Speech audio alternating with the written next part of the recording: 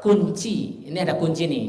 Kunci di RDAY itu adalah ijab dengan anak yatim. Itu kuncinya. Kalau tidak ada itu kurang. Karena itu satu kunci, setelah masuk baru mengamalkan amalan yang ada di RDAY. Itu kuncinya ijab, bahwasanya kita punya alat yang namanya wasilah kepada Allah melalui haji kandang embe, ya kan. Nah satu lagi, saya yakin nih, saya mau ijab tapi orang berduit. Nah itu tanya sama Bang Randy, barangkali Bang Randy ini mau sedekah.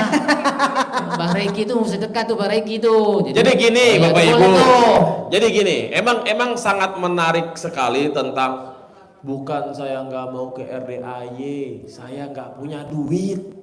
Nah, ini Bapak Ibu yang hadir hari ini ya, yang datang jauh-jauh, ada yang paling jauh dari mana coba? Ibu dari mana? Batam. Ibu Batam ngapain minta nomor Pak Dudung? Jauh banget Pak. Ibu asli orang Batam.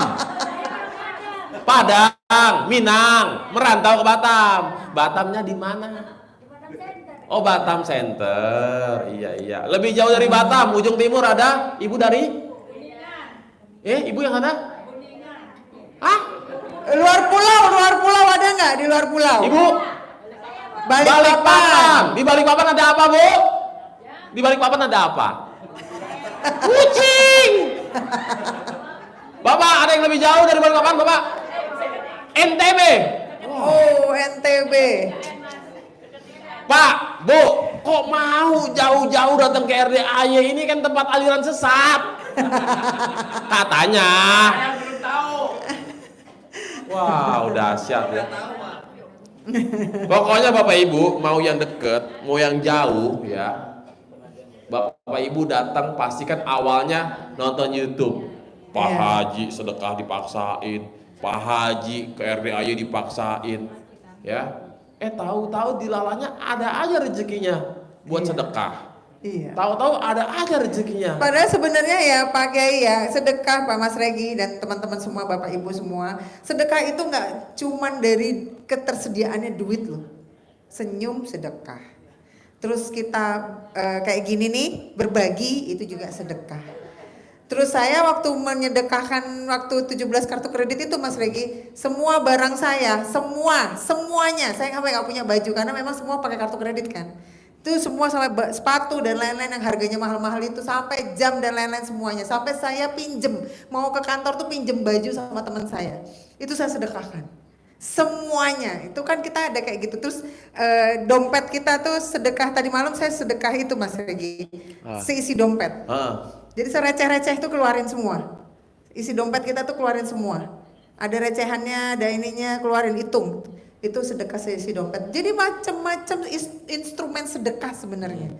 Jadi ya nggak perlu harus kita tuh jadi terblok ya. Kalau Pak Haji dan RDAY bilang tuh keblok bahwa kok sedekah saya kan mau dapat duit, kok saya harus ngeluarin duit gitu loh. Ya. Nah itu kan yang ilmu yang kalau waktu itu saya masih jadi PAUD ya. Ya betul, karena ilmu PAUD itu sedekah harus ikhlas. Ngapain sedekah gede-gede kalau ria dipamer-pamer, di sini nggak berlaku.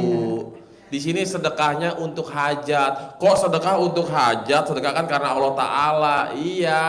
Semua buat PAUD itu harus pakai iming-iming. Kalau udah waras mah tangan kanan memberi, tangan kiri nggak perlu tahu. Yes, gitu. Ya kan? Betul. Jadi Bapak Ibu, memang faktanya di RDAY itu semua harus dipaksain.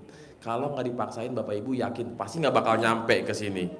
Dari NTB ongkosnya mahal, dari Balikpapan ongkosnya mahal. Ngapain jauh-jauh ke kandang embe, udah memacet ya kan? Iya. Tapi dilalahnya nggak tahu Mas, saya nonton, saya nyimak, kok ada sesuatu yang beda ya.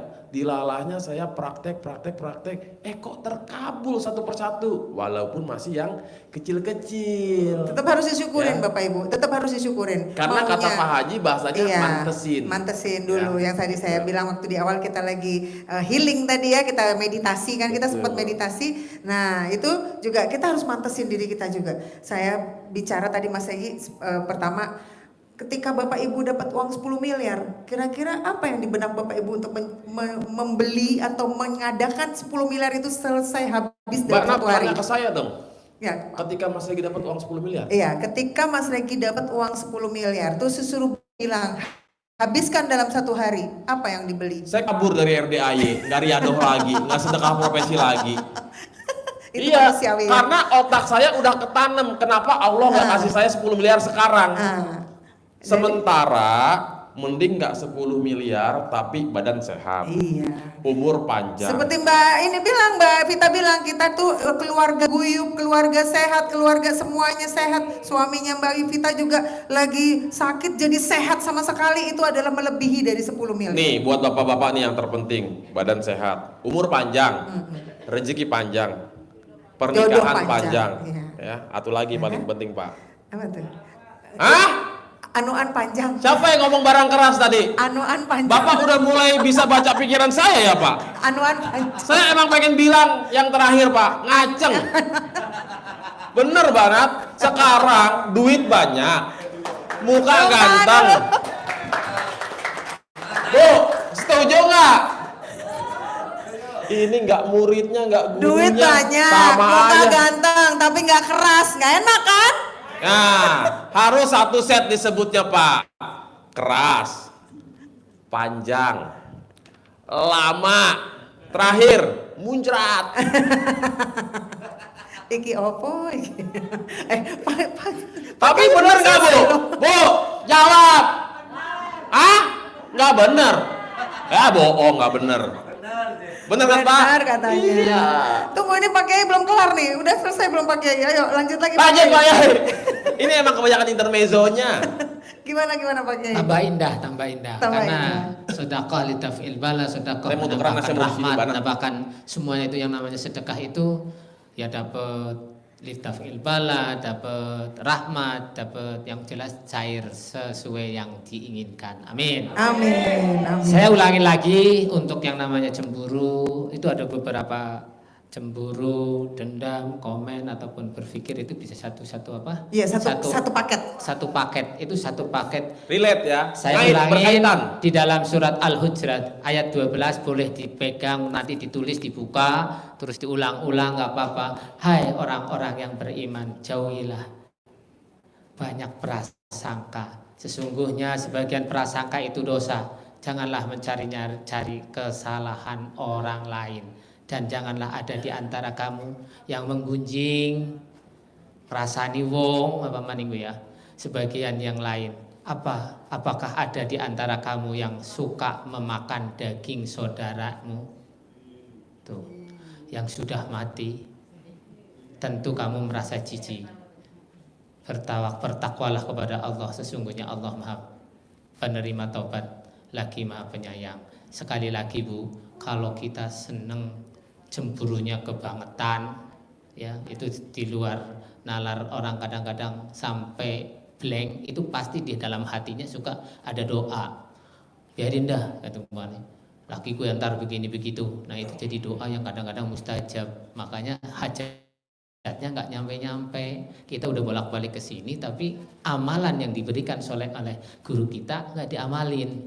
Makanya ada rahasia resep supaya setelah kita cemburu, telah menjalankan sesuatu yang salah, disuruhnya sholat taubat habis maghrib. Nah itu salah satunya niat sholat karena saya barusan berprasangka jelek, saya niat sholat karena telah bercemburu kepada suamiku atau sama istriku yang berlebihan sehingga hatiku telah mengutarakan sesuatu yang berprasangka buruk. Karena Allah menandoni abdi Rabbi berserta prasangka hambanya.